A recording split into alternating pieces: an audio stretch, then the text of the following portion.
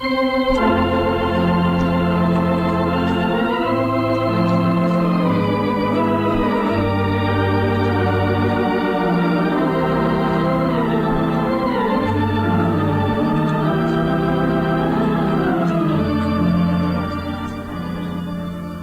makers of Postum, the favorite mealtime drink in millions of American homes, present those two lovable old characters from the hill country, Lum and Abner.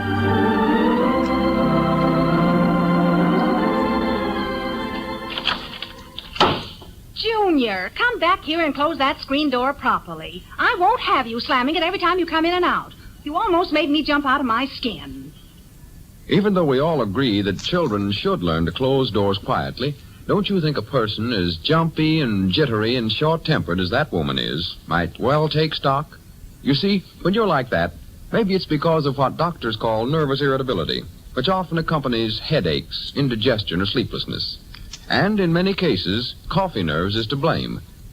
But while some people can drink coffee without paying a penalty, others cannot. That's why it's so sensible, if you think coffee disagrees with you, to switch to Postum. Because Postum is entirely free of caffeine or stimulants that might fray your nerves. Postum is a temptingly fragrant, deliciously mellow mealtime drink, and for your convenience comes in two forms: Postum cereal, prepared like coffee, and instant Postum, mixed instantly in the cup. Friends, why not follow this friendly suggestion? If coffee nerves is your trouble, get Postum from your grocer tomorrow. Drink it regularly for a few days and see if you don't improve. After 2 weeks, see if you aren't less of a nervous irritable. And when you've given it a full 30-day test, see if you aren't a lot happier and better-natured, thanks to Postum. And now, let's see what's going on down in Pine Ridge.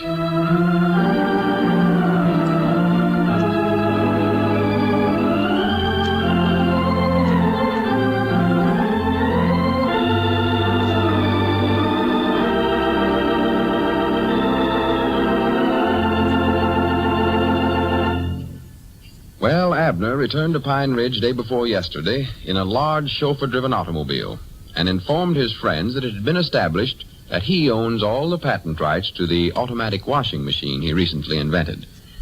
The old fellow sold the patent to a firm in Fort Smith for $2,500 and a royalty on all the machines sold. As we look in on the little community today, we find Grandpappy Spears over at the store discussing the matter with Lum. Listen. I never seen such a changed feller in my life. Or to run him out of town. Oh, he'll come to his senses all right, Grandpap. Abner just ain't used to having a lot of money, and it sort of went to his head. And he's going to kill somebody with that car of his'n. Sets back there in the back seat and keeps punching that chauffeur in the back with his walking cane and making him go faster. Well, you ain't the only one that's complaining about that. There's been several call up down here and complain. Well, can't you talk to him, Lum? He allers has listened to you. No, don't do no good. I tried to talk to him yesterday. He won't pay no attention to me.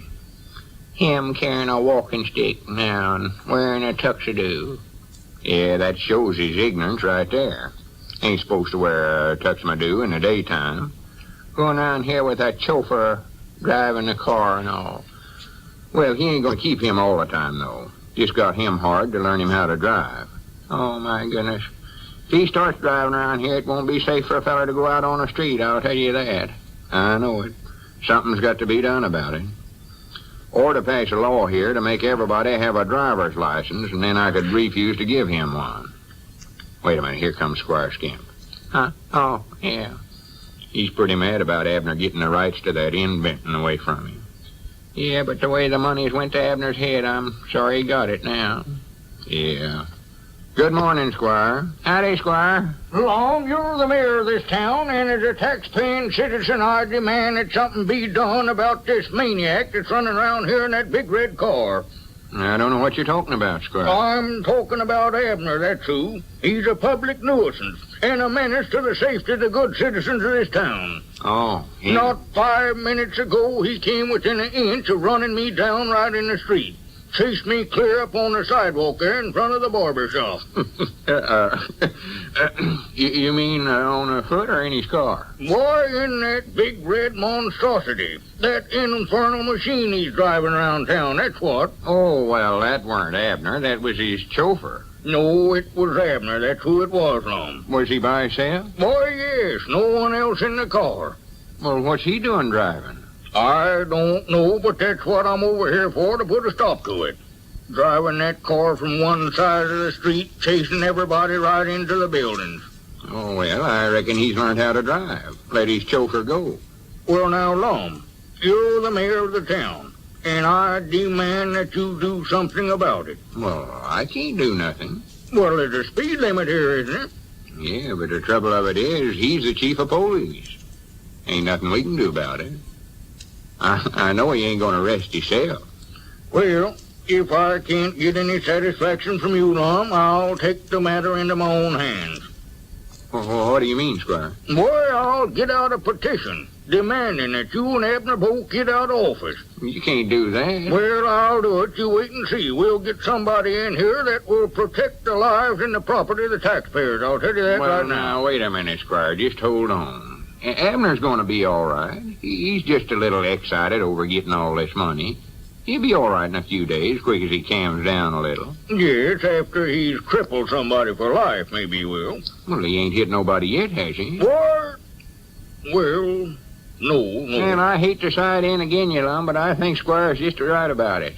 I ain't got nothing agin Abner, but since he got this money, he just went plumb hog wild. That's the trouble with him. Well, of course he has. He's a maniac. That's what he is, a maniac. You're just mad, Squire, 'cause you tried to beat Abner out of them patent rights and couldn't, that's all. That has nothing whatever to do with it, Lum. Yes, it has to. You ain't fooling me one bit. You're trying to get it back on him. No. Just using this car driving as an excuse. Get him out of office and all. Now, if that chauffeur of his hadn't have thought he could drive all right, he wouldn't have turned the car over to him. All right, Lum. If you refuse to do anything about it, I will. I'll tell you that right now. Well, I ain't afeard of his driving. Well, you just wait till you see him. That's your trouble. You haven't seen him drive that thing. I'll get right in there and ride with him. Show you what I think of his driving. No, I wouldn't climb in that death trap for all the money there is in this county. Not all of it stacked up together. Yeah, me neither, Squire. Swan to goodness. Such a bunch of fraidy cats. Well, Lum, that's just because you don't know. Look out, man. Look out, look out, look out, my man. goodness. Look out.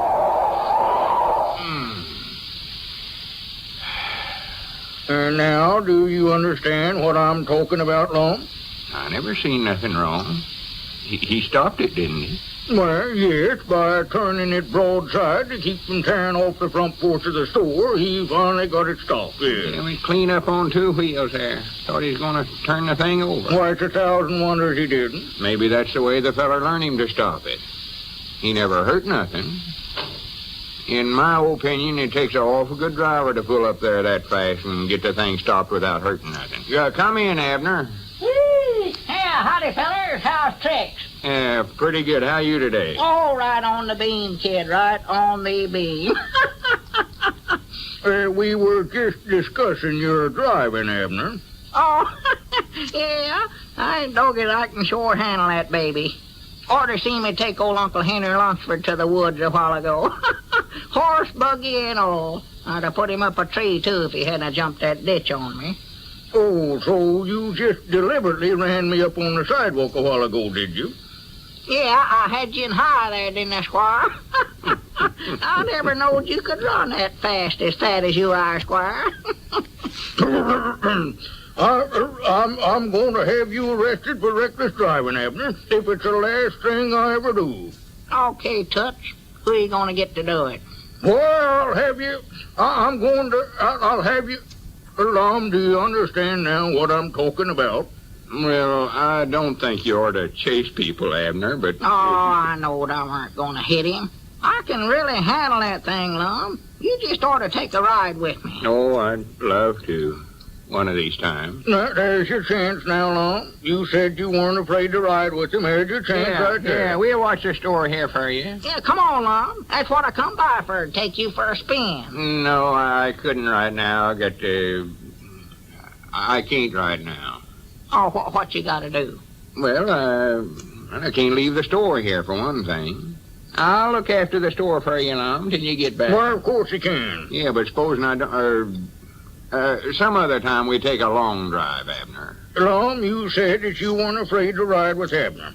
Now, if you feel that it's safe to have him driving that flutter buggy around on the streets, let's just see you get in there and ride with him.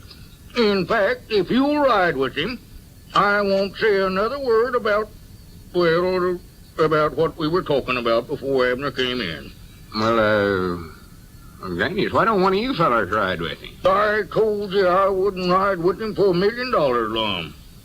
All right, Grannies, I will. I don't want you to think I'm scared of his driving. Yeah, that's the time, Lum. Come on. I'll just show you how I can turn these corners on two-wheel. Just get her plumb across. Wait just a minute. Huh? Oh, well, come on, Lum. You can write whatever that is after we get back. Come on. Just a minute. Go ahead. Now, come on, Grandpap. I want to see this. I don't believe that he'll get in. Yeah, come on, Lum, and I'll get out here. I'll show it to you fellas out here. Yeah, I'll be right on out. Doggy, I must just be a natural-born driver the way I picked this up. I might just take up automobile racing for a living. I don't know. Might be just what I'll do. And how many cylinders is it, Abner? Oh, it's I don't know. It's a powerful thing, though, Grandpap. I'll tell you that. 70 miles an hour ain't nothing. You can just fly in this thing. Here, Grandpap. Come on, Lum. Come on. Let's get started. What I'll is show it? him something. Just keep that. Tells on it what it is. Come on now, Lum. Get in. Get in now. Well, so long, fella. We'll be back in just a few minutes. Yes, maybe you will, Lum. I wouldn't take that trip for any amount of money, I'll tell you that. Oh, my goodness. Watch them go. Oh, my goodness, look at that crazy. No, he made it. What was that paper that Lum handed you, Grandpap? Oh, I don't know. It's a envelope here. What? To be opened in case I don't come back. Last will and testament of Lum Edwards. Well, I do know. Well, Lum is evidently willing to prove his confidence in Abner at any cost. When the temperature goes so high that it's almost too hot to eat, that's the time to have real summertime foods. Light, crispy salads, cold meat cuts, and dishes like that. And to top off such a meal, there's nothing better to treat your family to than iced postum.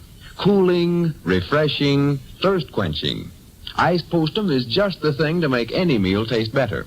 You get the same mellow, distinctive postum flavor when you serve it iced as when you serve it hot. Easy directions are on every package, and both ways, postum is simply delicious. What's more, postum can be left standing without losing or changing its flavor, without getting strong or bitter. So on hot days, you mothers can save yourselves work by making a whole day's supply at one time. So start enjoying iced postum tomorrow. Serve it in tall, frosty glasses with lots of cracked ice, and for an extra touch, top it off with whipped cream. Your whole family will thank you for giving them this grand summertime treat, iced postum.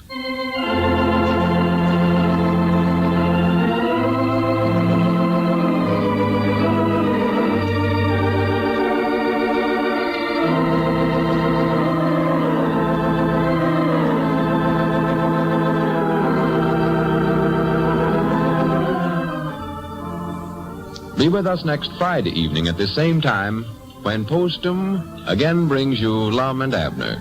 And meanwhile, remember what old Grandpappy Spears says.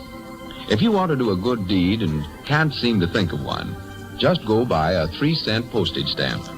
It'll pay big dividends and happiness if you paste it on a letter to the folks at home. Lou Crosby speaking. Good night.